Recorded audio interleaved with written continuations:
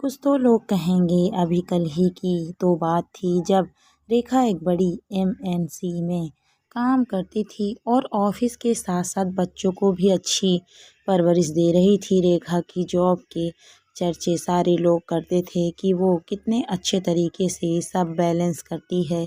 एक तरफ उसकी वाहवाही करने वाले बहुत थे, दूसरी तरफ उससे जलने वाले बहुत थे। रेखा को किसी से कोई मतलब नहीं था। वो एक साधारण विचारों वाली लड़की थी। उसे सिर्फ एक ही बात बुरी लगती थी कि जब वो किसी से नहीं जलती, किसी से इस बात का मतलब नहीं रखती कि कौन कितना कमा रहा है, तो लोगों को उससे तकलीफ क्यों होती है। रेखा की एक सहेली उसे बहुत समझाती थी कि अगर हम किसी जंगल में फंस गए और वहाँ शेर आ गया तो हम उस वक्त ये नहीं सोच सकते कि हम तो अच्छे हैं, शेर हमारा कुछ नहीं बिगाड़ेगा।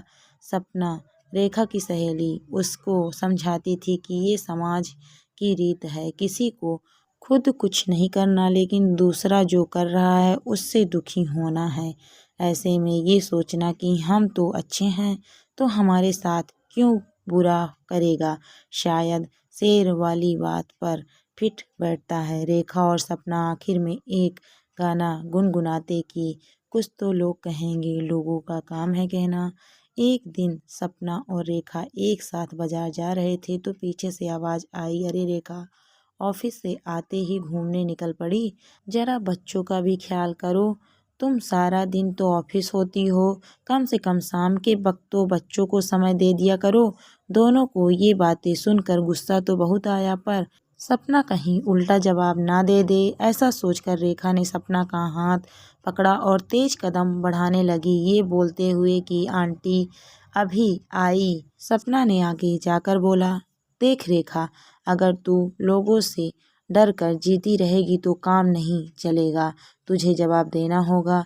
जिन आंटी को तेरे बच्चों पर बहुत तरस आ रहा था, उनके खुद के बच्चे सारा दिन मोबाइल देखते हैं और वो किट्टी पार्टी में मग्न रहती हैं। किस हक से उन्हें तेरे बच्चों पर इतना प्यार आ रहा था। लोगों का तो काम ही होता है दूसरे के घरों में झांकना और दखल देना। रेखा ने जैसे तैसे करके उसे चुप करवाया और काम निपटाकर घर वापस आ गई।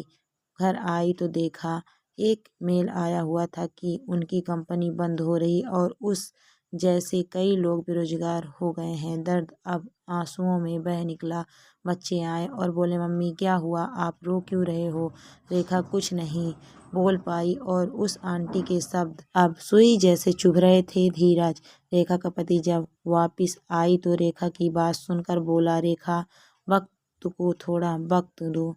आज पूरा 1 साल हो गया था रेखा को घर रहते हुए, जिसमें रेखा अपने बच्चों के बहुत करीब आ गई थी। एक दिन उसको एक कंपनी से जॉब ऑफर आता है और उसे नौकरी मिल जाती है।